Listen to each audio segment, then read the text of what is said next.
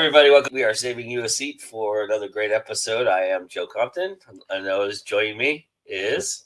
It is I, the man, the myth, the legend, Pittsburgh born, Pittsburgh bred, Pittsburgh proud, Bryan Tann. Before we get started with the films today, we lost a real maverick in the independent film scene, somebody who changed the course of independent film for forever, especially with his creation of the Sundance Film Festival and Sundance itself. And then, of course, which is ironic because I don't think he ever made an independent film, which is kind of funny. But he was a champion of new voices and has given us some of the greats because of it. And, you know, rest in peace, Robert Redford.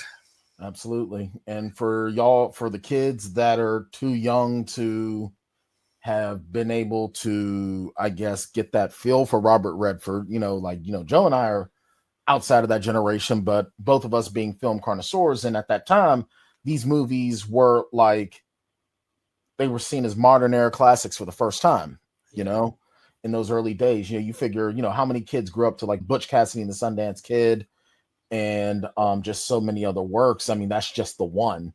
Yeah, The Natural. Oh my God, The Natural. Like, it's iconic seeing him swing at that pitch and knock it, just cause nothing but damage. It's been parodied, I don't know how many times back in the day. I even have a fondness for his quirky side in Legal Eagles. That's one of my all-time favorites. I really appreciate Legal Eagles. Matter of fact, you also got to throw some love with him coming into the modern era in the MCU with his appearance as Director Pierce in The Winter Soldier, which is probably one of the best MCU movies to date. Yeah. And he came back for Endgame, and that was his final on-screen role. So definitely, Robert Redford is, to me, one of the last good guys of his era.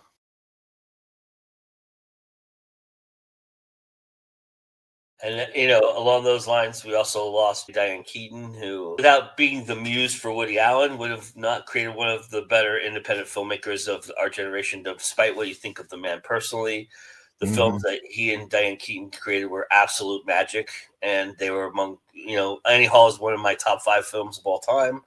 And amongst those, all the films that they did together and all the time that they spent together, Playing Against Sam and, Manhattan and so on and so forth.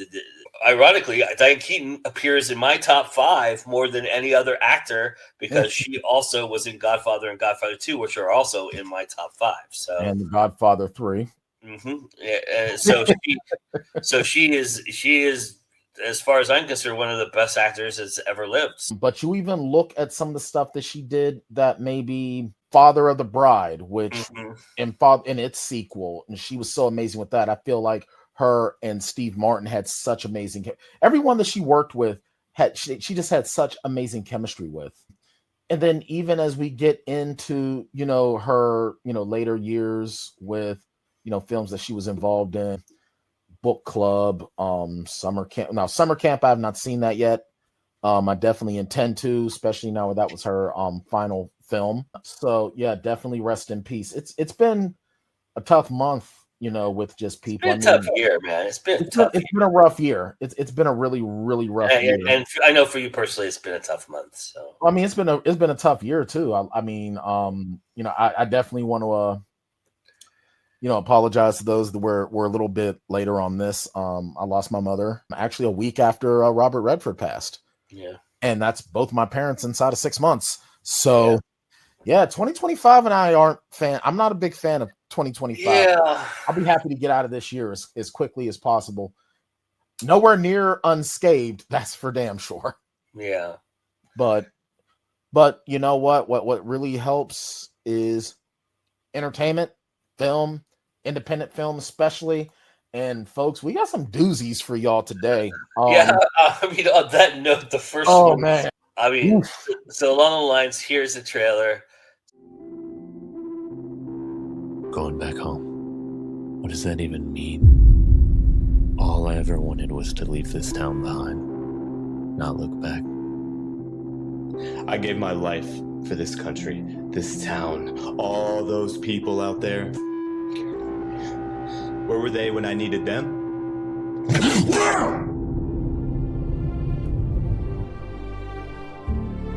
Life can be a very lonely place, but sometimes a total stranger can just feel familiar.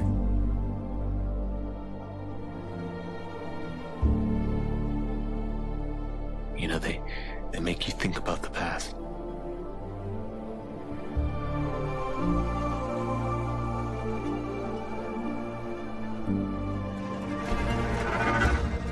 Sometimes that past you tried to run away from. I heard someone say once, running away from your past, not facing your problems, that's a race you can't win. No matter how fast you move, how far you go, where you go, those monsters will always find you. You never truly know just how strong you are, though, until you fight back.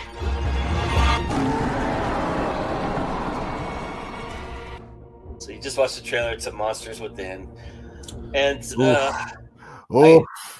I gotta stand up here for a second and just say, my brother, this is all you. Okay, so here's the thing, right? It is incredibly difficult for people who don't understand or don't know, who think that this is just a magical adventure and that everything comes together perfectly the way you want it to come together, and that you see it from beginning to end and it becomes this just beautiful, iconic thing. And film, it doesn't work that way. It is a tricky medium to not only gain an audience, but to complete something and make it the way you hope it would be made, right? Mm-hmm. I don't know this filmmaker, and I don't know if this was the direction they intended or how they intended to make it. But the one thing I will say as positive is that they made something and they put something out there, and that's daring and bold enough. And I applaud them for that. And I want to give them credit for that. There's a couple things I liked in this movie. Now I will address those and talk about those because it's important to talk about the things that are good. I just think this movie, somebody needed to say something from a honest perspective in a creative mode. And I'm not saying sitting here going, I could have done anything better with this movie. I don't know that that's the case. And I'm not saying that I know better than Devin Montgomery, who is the filmmaker here, probably did the best that they could, and they with what they had, and they may even like it, and some people may like it.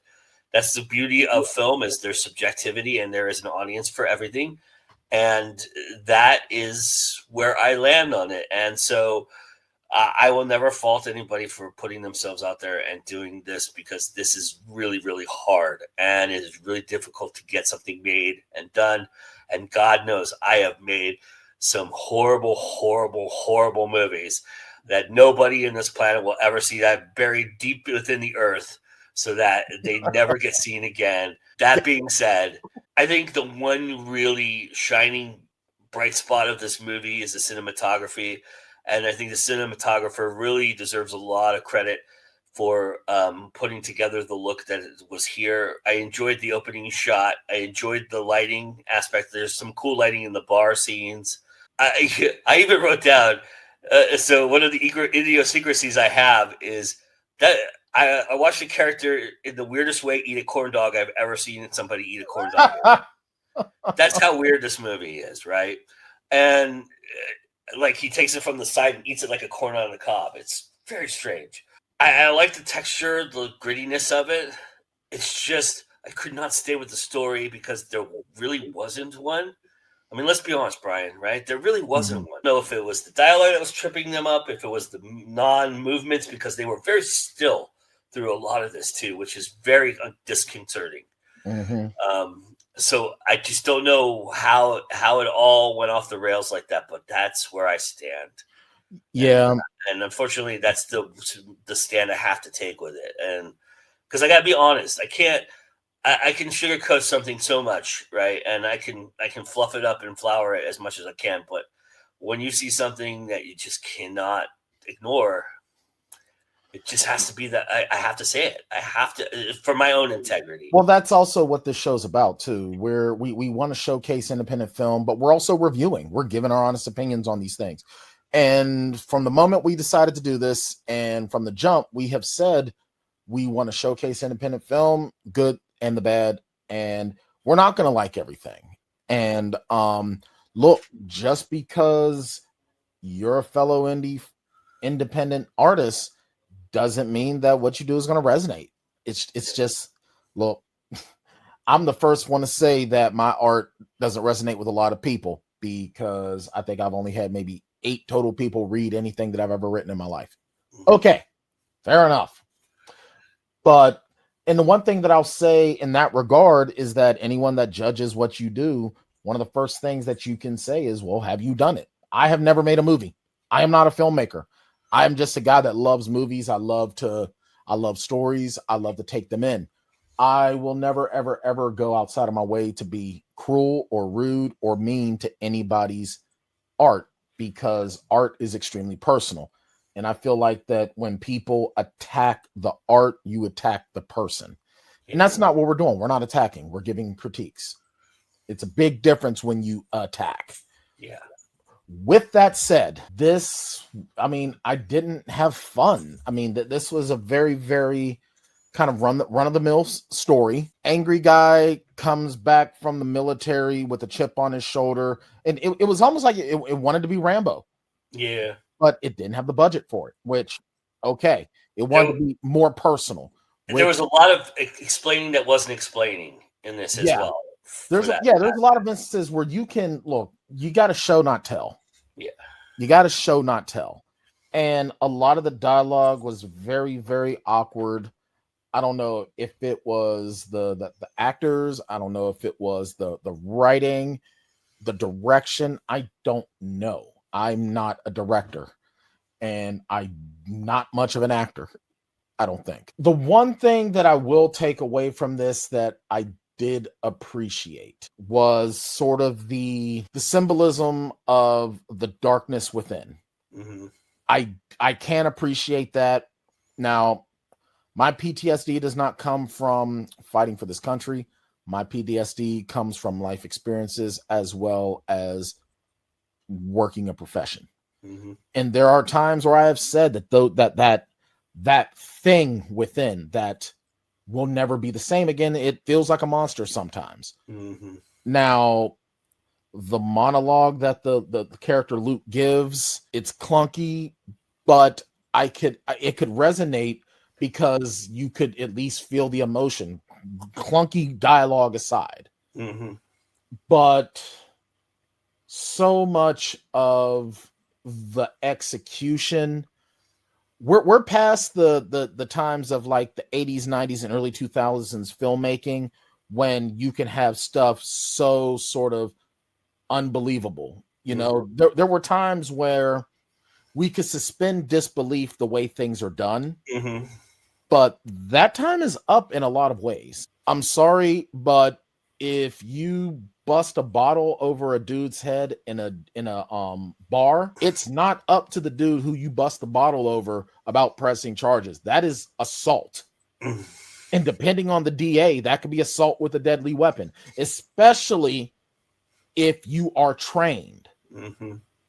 Okay. I think that this film does more in a way of showing how wholly lacking our mental health system is for our veterans than any sort of entertainment value.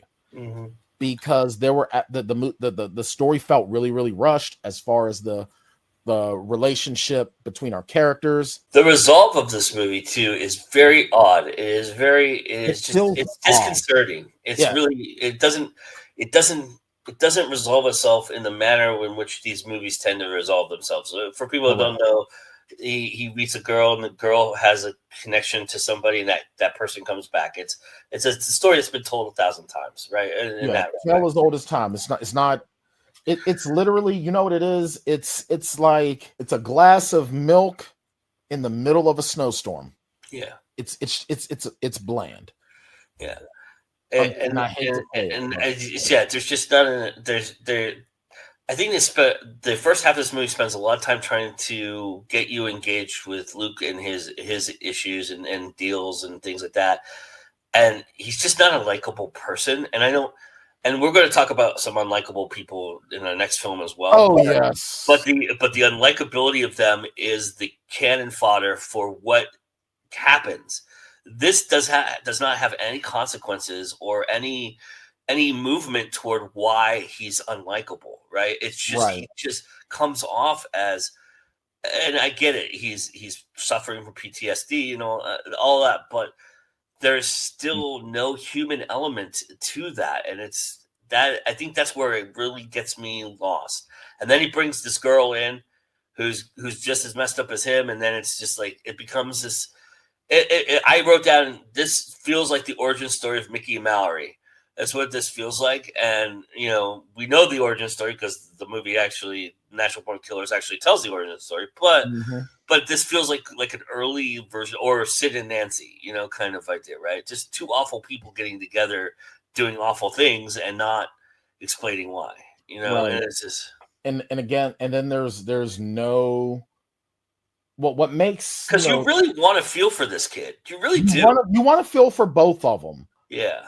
But it's like they're shoehorned into each other. The emotional attachment between the two is so rushed and forced that it just does not. It doesn't feel in any way, shape, or form natural. It's like and you know how I feel about reality TV. Yeah, it literally feels like a reality TV show. Yeah, and the acting kind of is clunky like that, right? It's kind of like we got to make this real, but we're not really making it real. It's like watching a bad wrestler try to do a promo that he can't do a promo for, right? He's reading off a teleprompter. Yeah, he's trying to. Yeah, exactly. Another thing that I'll say too is the Roadhouse Billy character. Just really, every time I heard it, it was just so frustrating. Yeah. It was almost like he was trying to be Three Dog from Fallout 3, and with a combination of that and Samuel Jackson's character from Do the Right Thing. Yeah, and there was no place for that. Yeah, it would be different if the character was being used kind of like Lynn Thigpen's character in The Warriors, where they were like the narrator for that world on something's going on. But it was so much stuff that just had nothing to do with the plot. Or Michael Madsen's character in Streets of Fire. But this was not my favorite film that we've done. No. But again, I've never made a movie. And to close this out, because we'll move on from this, because I don't think we can say much more about it. I'm trying to dogpile. Yeah, I hope that Devin, you see this, and I hope you understand. We applaud you and hope that you are out there making more stuff, and I hope that we get an opportunity to see something else that you do, because I would like that opportunity so much, and I'm hoping that you keep doing what you're doing, and we're just two guys watching a movie, so don't take it personal. Please don't. It's not. Yeah, it's definitely not. It's definitely not coming from a personal place. I mean, honestly, I was really excited. I mean, I was really excited for this film. I felt like I was looking for something, and it just wasn't there. Yeah. And the thing is too, and I want to put a last little bit, and I want to add a little bit more of a positive spin, if I may. Please. This film had a lot of promise. Yeah. It's just it wasn't able to be realized. I don't know if it was a matter of maybe a little bit more experience, maybe, because when you're starring and you're directing and you've written, you've got to play 3 different roles behind the scenes, and that's not easy. Yeah. I really like the fact that we have this important overarching character in Luke's life, his sister Elle. And I think that it was a really, really good idea to have it where she's this specter around him. I think that was a really, really great idea. Yeah. I thought that was really good. And that's one of those things where you can show and not tell. Yeah. That there was so much So much more that could have been done, but less can also be more. Yeah. There's a lot of promise here.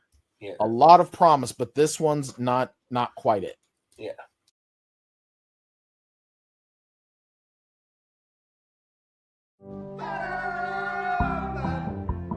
What is that? Sounds like a dying bird. Oh my god. I got a karaoke machine. Karaoke in an 130-year-old brownstone? Who would do something like that? She just shows up with like her little dog and her little bag. So we moved out. This girl forced you out of your apartment. She ruined your life. I'm fairly certain it's not asbestos. We cannot let her get away with this behavior. Found her. Oh my god, that's her. That's her. She's an actress. What? No. You could like ask her to audition for something. We could just write a play to try and get revenge. Should I sit? Sure. Yeah. We are going to get started with some word association. Misery. Kathy Bates. You guys are making a play? Yeah, they were punking their neighbor and now they're doing theater. Oh, We're getting scripts. Just make the font big. We just tell her exactly what we think of her. Your little dog pooped in my limited edition Vans.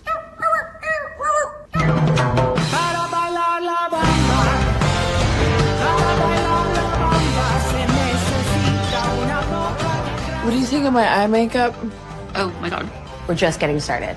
The dog is the best character. That is rich. I think you need to pray. Really? No, we have to bail. We have to bail. We have to bail. We just watch her brain explode. Metaphor.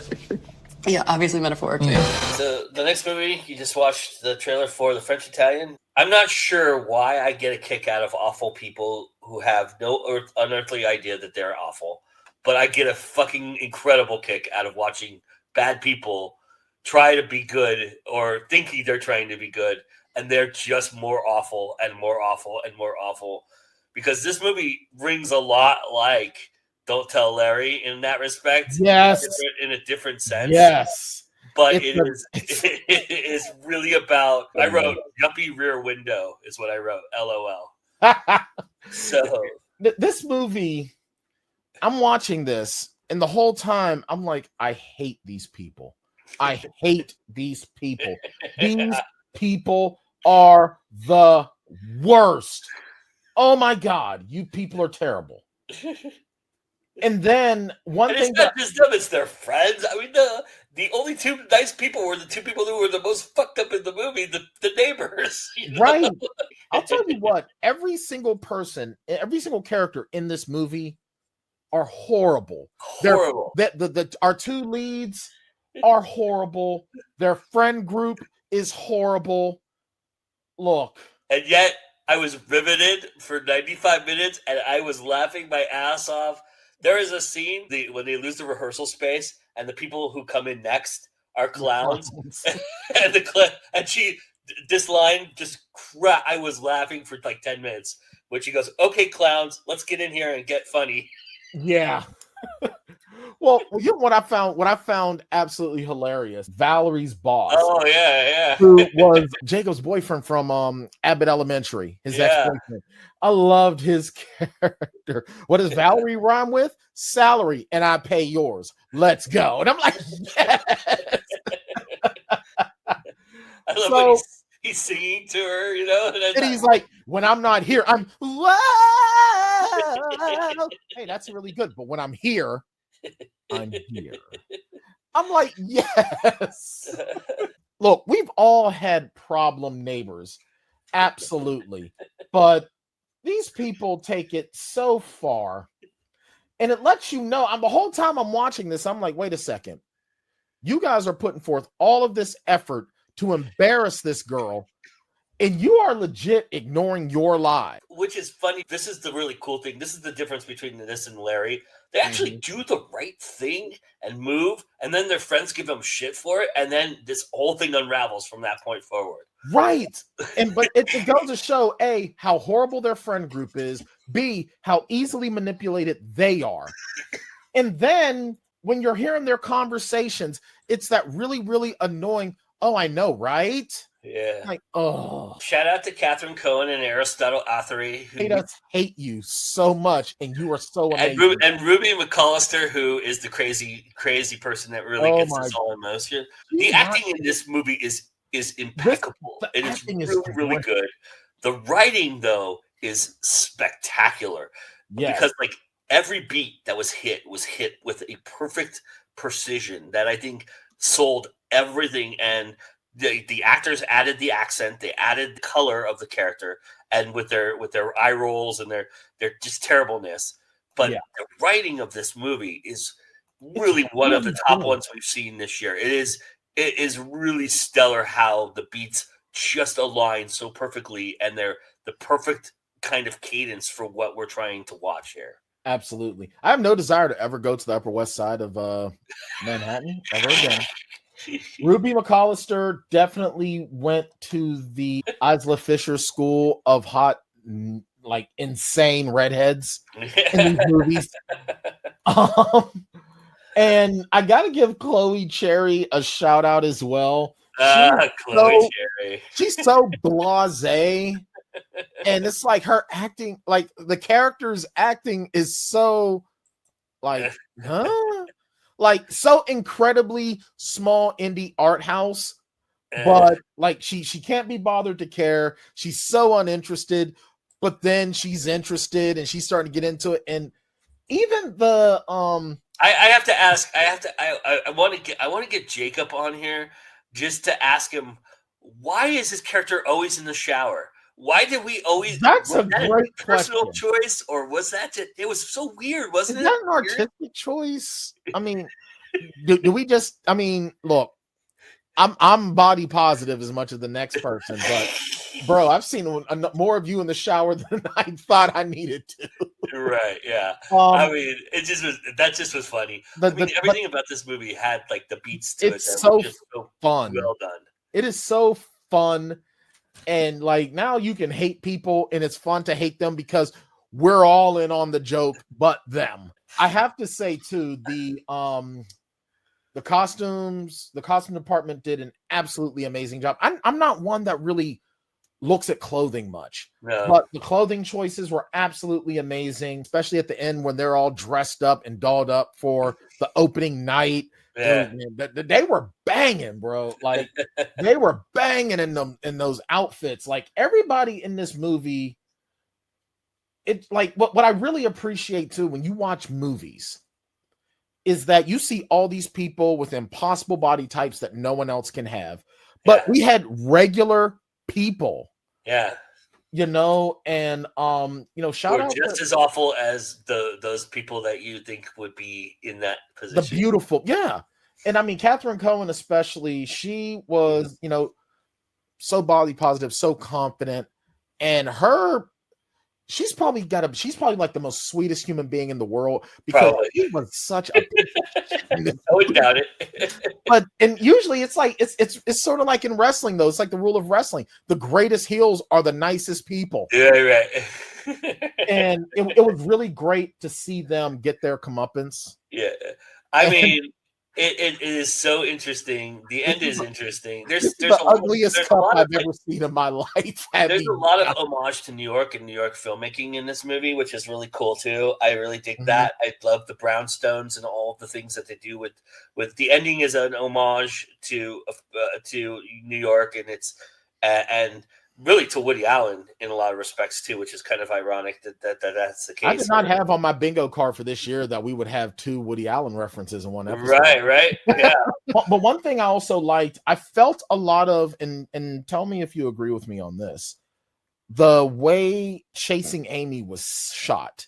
I felt a lot of that style as well. This is very similar. Yeah, I agree. There's a pacing to it. There's a New York pacing to it that I think is very East Coast, and I feel like you feel that really tremendously, and of course all the posh bullshit that goes along with all the dialogue and talk and all that too. Right.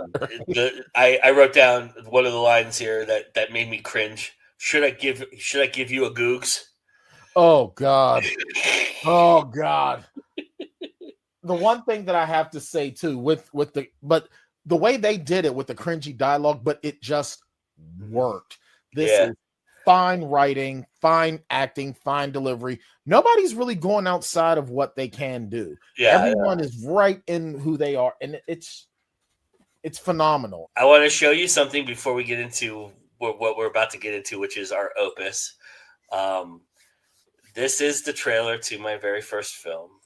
And I'm wondering if you recognize something from the beginning. Okay, it's just from the very beginning. It's the first 10 seconds. All right. Well, I've seen this green screen before. Here we go. Here's. Oh. Oh, whoa. Whoa, that's sudden. So, I mean, I had recognize like, what that is? I mean, well, I know we were starting looking like the Miramax, and then we got Thor's lightning bolt. That was my first logo, and we created it as an homage to Trauma Films. Wow!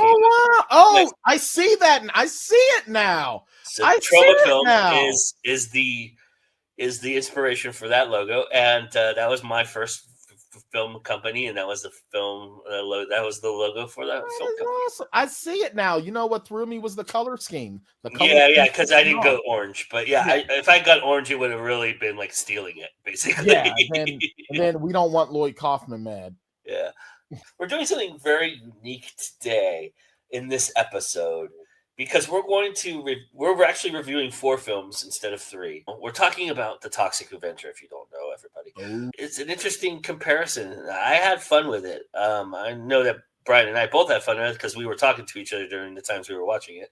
Yes, but yeah, it's very interesting. I loved revisiting the original. Meet little Melvin.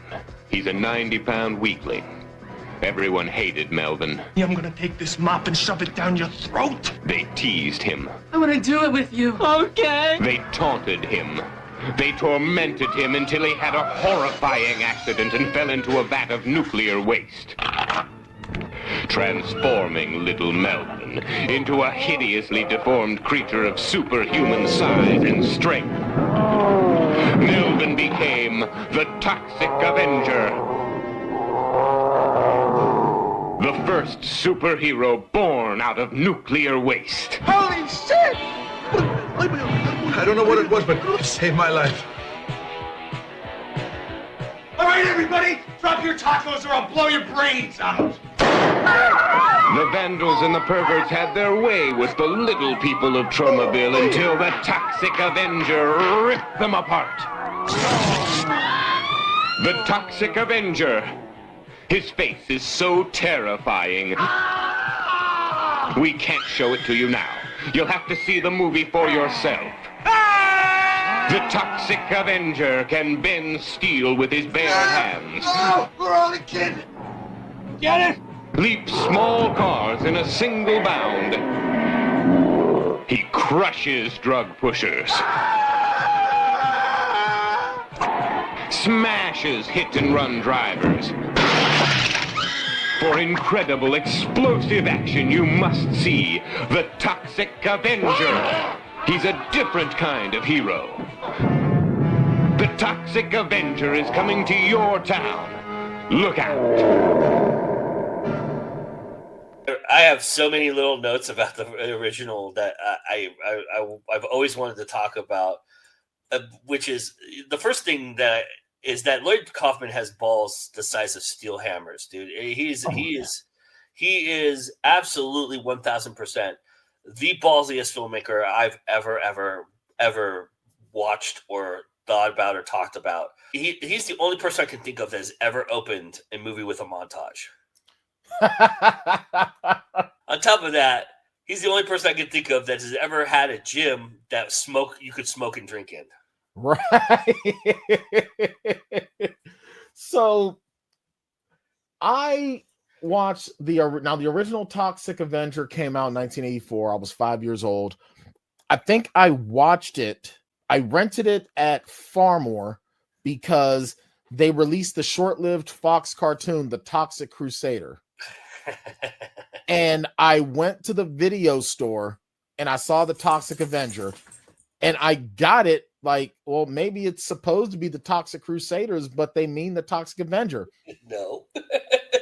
Nope. And I realized at that young age, I think that was one of the movies that made me love independent film because it was so gory and so ridiculous. I mean, the original Toxic Avenger gave us the line, I always wanted to cornhole me a blind bitch. Wow. I have not since heard those words together until I watched the new Toxic Avenger, but it didn't get to be said. Yeah. I wrote down one of my favorite lines is when she's seducing Melvin and she goes, I want to do it, Melvin. And he goes, do what? It, Melvin, it. Or you wear your pink and I'll take off mine. You're right. And I'm just like, and even as a kid, I'm like, that's not a fair. The other thing that was funny to me was when they were in the cigar lounge and they're talking about the Toxic Avenger for the first time, and they go, mops and mouth. That's some kind of political statement, isn't it? How far have we come politically? Oh my God, yes. They're robbing and raping people and they're eating tacos. You know? Yeah. Yeah, and then they're dealing with dead bodies and eating tacos. And I'm sorry, I have never been to a Mexican restaurant that served pizza and had swords on the wall. Japanese swords on the wall.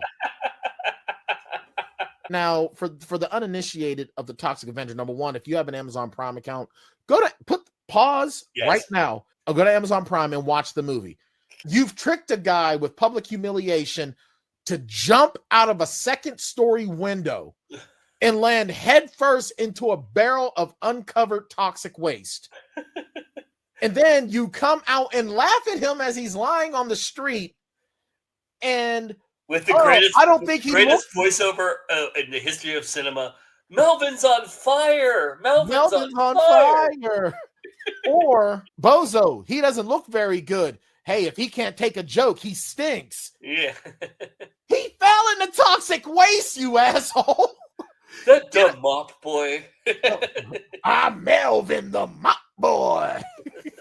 Although I would have put it on Melvin if I'm trying to. Number one, a hot tub is nasty enough. And where else could you find a villain named Cigar Face? Cigar Face. That was one of the disappointments of the next. Yeah, we didn't get a Cigar Face in the remake. I wish we had you know what? I mean, we did get colorful villains like they were WWF wrestlers of the 80s, but none of them as horrible as Cigar Face or Nipples.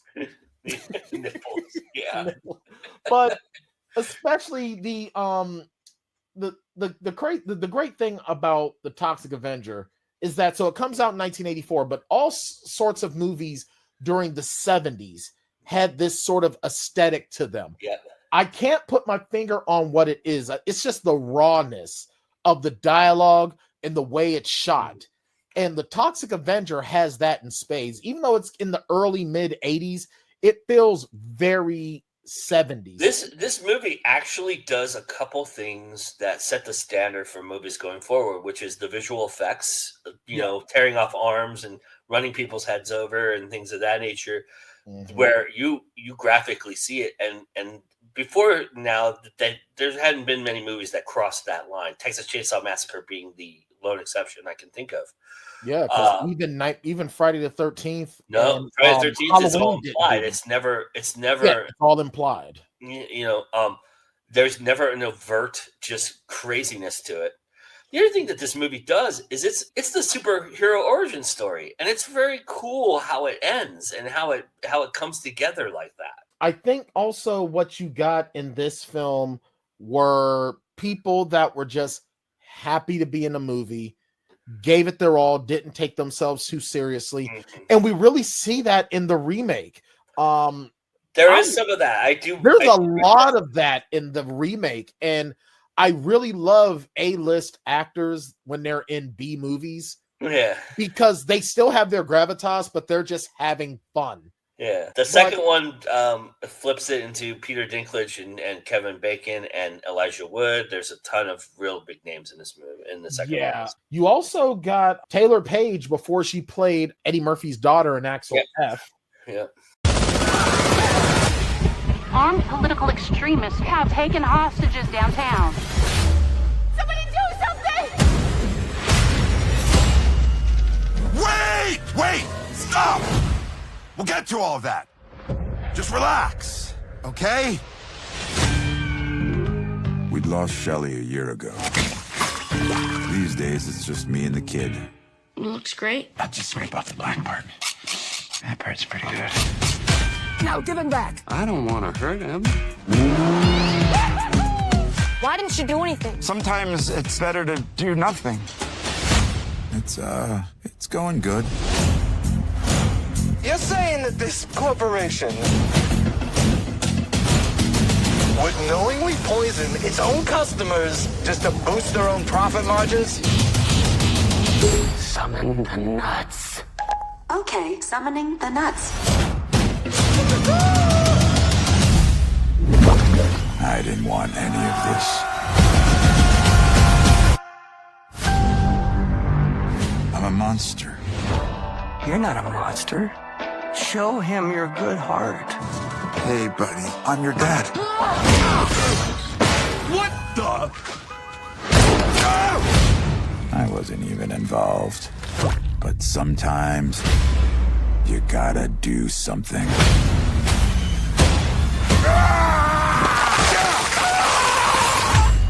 Who the fuck are you? Just some dude with a mom! I'm screaming the fear, holding hands at the How does it feel to be a hero? A simple melody. Do you realize what's at stake here? Everything! Find him, bring him here. There you are. Only the good things, that's all that matters. That was just self-defense. You haven't killed anyone else, have you? See, when you say, self-defense. Only the good things,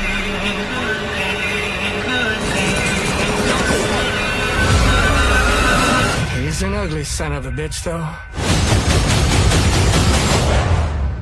that's all that matters to me. The Toxic Avenger. That's what the kids are calling him. I think it's swell. Obviously, the budget in the new one is way bigger. Yeah. I have to say, between the two comparisons, the new one, the way it's shot, the way it looks, the darkness and stuff like that, the kind of like almost Batman-esque, like Christopher Nolan Batman-esque kind of look to it. Very cool. I like that a lot. I love the obviously the radioactiveness, the green, the purple and green. Yeah, that was really cool. I didn't need the Frank Miller interludes where they kind of go into like comic strip bullshit, kind of where he goes into like a fog and whatever. That's all garbage to me. But yeah, I liked the transformation better in the original because it felt very monster movie-esque. Yeah. And plus, also Dinklage plays both roles, which is not the case in Toxic Avenger, the original. So yeah, well, he voices the Toxic Avenger, but he's not the body actor of his change. But Dinklage is so underappreciated for his comedic chops. I agree. I mean, in Game of Thrones, he did a really good job at balancing serious situation with sarcastic humor. Mm-hmm. Even like he was among the brighter spots. Like you would go to Tyrion Lannister for a little bit of levity. Yeah. And you see a lot of that in this. And I mean, Peter Dinklage is such an amazing actor. Yeah. And I'll tell you what, man, his personality and his talent like surpasses him and his physical stature in so many ways. He's one of those people that I would mention being larger than life. Yeah. In so many different ways. The one thing that the original and the remake do great with the Toxie character, in the new one, his name is Winston Goose. In the original, he's Melvin Ferd. He doesn't become Melvin Junko until the second movie, is that Melvin is still there even within the Toxic Avenger character. Yeah. However, in the first movie, it explains why he's cleaning up the town. He's cleaning up the town because he's being driven to. Yeah. Where in this one, it's kind of accidental. Yeah. And it's an accident, and then he goes on this I have to protect my son thing. Yeah. It's not a calling. Yeah. So the original is more a hero. Yeah. There's nods to the first one, the pink tutu being one. There's a torn arm in this. I like that they stayed with the visual effects aspect too. For the most part, there was not a lot of CGI that they could have done in this movie that would have really been like a disrespect to Lloyd Kaufman in a lot of respects. Yeah. So I'm glad that they stuck with the visual effects. For the most, they did mostly visual effects. There were some things that looked to me like they were CGI, but I mean, it was like Kevin Bacon's haircut. Yeah. The Flock of Seagulls emo haircut. Yeah, that's one of them. The fact that Elijah Wood looked like Oswald Cobblepot's little cousin in Batman Returns. Yeah. But I mean, some of the gore, while you could definitely see the practical effects, there was some CGI. I get it. That's what we do now.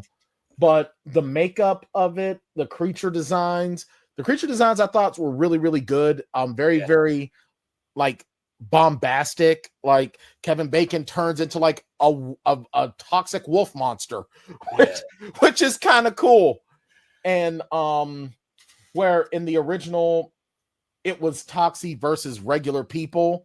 Yeah. Now we're getting Toxie versus monsters. Well, to be fair, in the going forward, the Toxic Avenger has like 5 or 6 sequels to it. And going forward, they do have like him challenge monsters and he fights the devil, and then he fights Moxie and all that, and Michael Jai White and Devon Dudley. Yeah. Among the other nods is the Melvin Ferd name is an investigative mudraker reporter, which I thought was really kind of cool.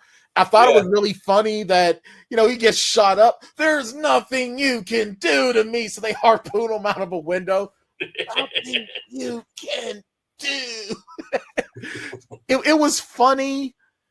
It was like, but they did a good job of starting to knock on the door of being over the top, but then pulling it back a little bit and trying to be more dark action comedy. The one thing that I hate doing when it comes to remakes is comparing a remake to the original, because it's not a fair thing to do to either product. No, and this movie, while it pays homage to the original, it is its own movie. It's a lot different in the story itself and the motivations, like you said, and like the bad guys. This is like putting Toxic Avenger in Gotham. But also what this one does also, to me, it feels more like a reimagining of the Toxic Crusaders, in the fact that he's fighting an evil corporation that's polluting the environment, where in the original it was him fighting corrupt politicians that also just happened to be polluting the environment, but it wasn't a mega corporation until the second movie. And really, his whole aim was to get the 2 guys back at the gym, and the 2 guys, the 4 people in the gym that were making fun of him. Yeah, it was primarily the people at the gym, but then his traumatons were leading him to fight evil. Where this one, he was more he wanted revenge because his employer would not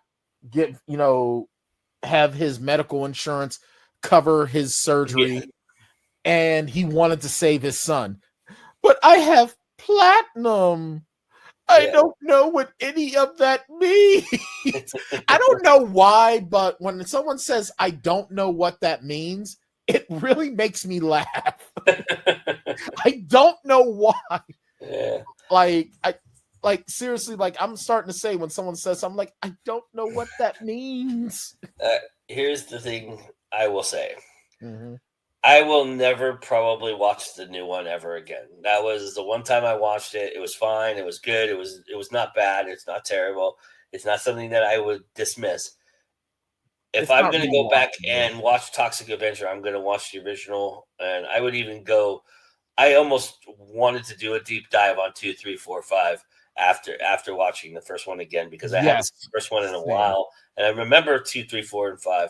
I remember they were good tape traders, but they weren't on the level of 1. But I mean, it gets really campy like 3 and 4. But all of these that's the same with the best of the best and all these movies that we've talked about that have multiple sequels. They all get that way. But yeah, I definitely Police Academy is a great example of that. But like the first 3 Police Academies feel pretty on point. Yeah, even 4 is okay because that's the new recruit one. But but then once you get to 5, it's like all right, enough. Yeah, 6 and 7 and 8 can go. Yeah, can stop.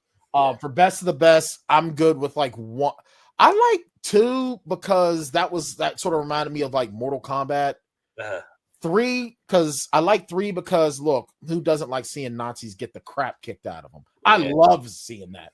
After that, I'm like, all right, enough. But anyway, Toxic Avenger, the first one, the original for me is still the gold standard. It's the best of the best. The second one gets really campy, like you said, over the top, silly, but it's kind of fun. The third one, it's like, was this necessary? Yeah. And then Citizen Toxie, it was just like, let's just throw as much crap as possible and see what happens. But I think you're right. With this one, it was fun. Was it worth the wait? Sure. I enjoyed it. Am I going to go back to it? Probably not. But if I do, I'll have fun. Yeah.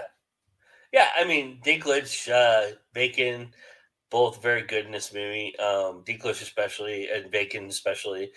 I liked Elijah Wood. I just thought Elijah Wood kind of played it way too campy a little bit. It was way over the top a lot of times, but for me, that's okay. I mean, that's it. He kind of added that. He added a little bit more of that to what was getting a little too serious a little bit. There was some moments when this movie looked to turn a little bit more seriously than it really should have been.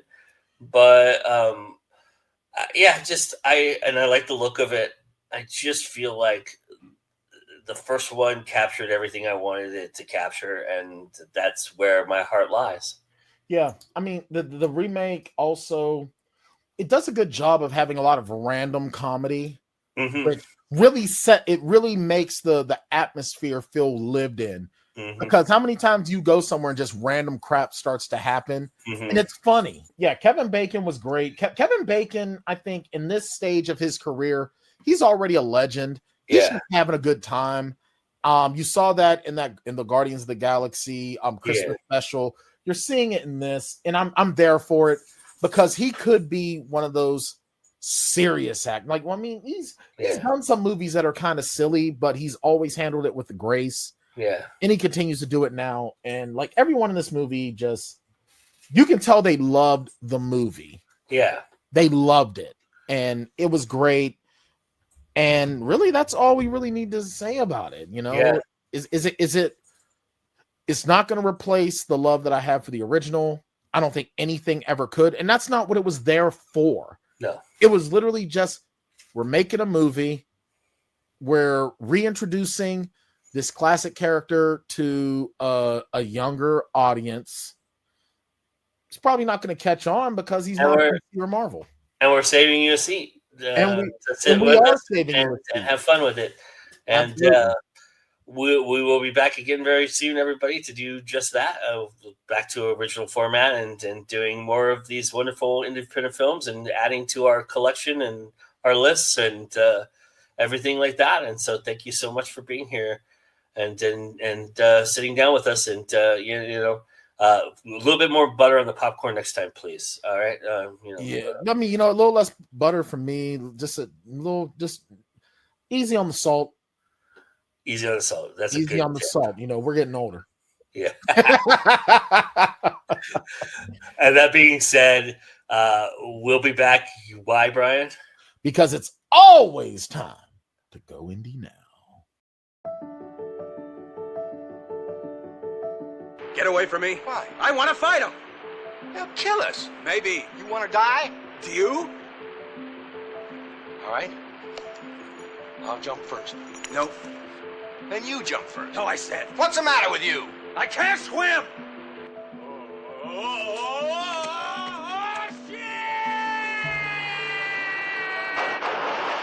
How do you do, old sport? I'm Gatsby. If you're gonna do it right. Here's my notes. If you're gonna hype it with the facts. I don't mind what you did. I mind the way you did it. Woodward, Bernstein, you're both on the story. Now don't it up. I can fix that, I think. He prayeth well, who loveth well, both man and bird and beast. Your girl is lovely, Hubble. Why don't you bring her for a drink when you come? I can't. Help! Help!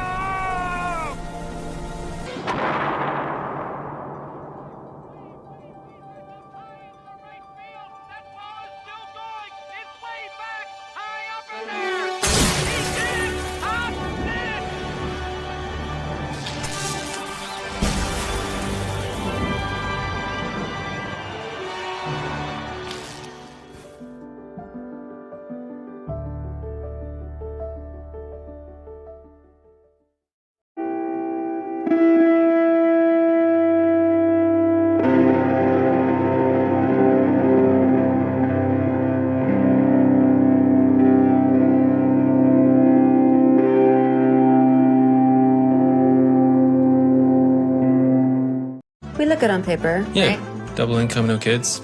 2 dinks. 2 gorgeous dinks. It's dink o'clock over here.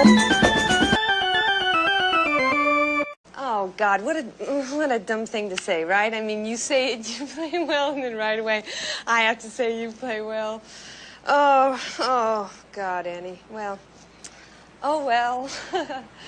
La-di-da, la-di-da, la-la. Hey, you.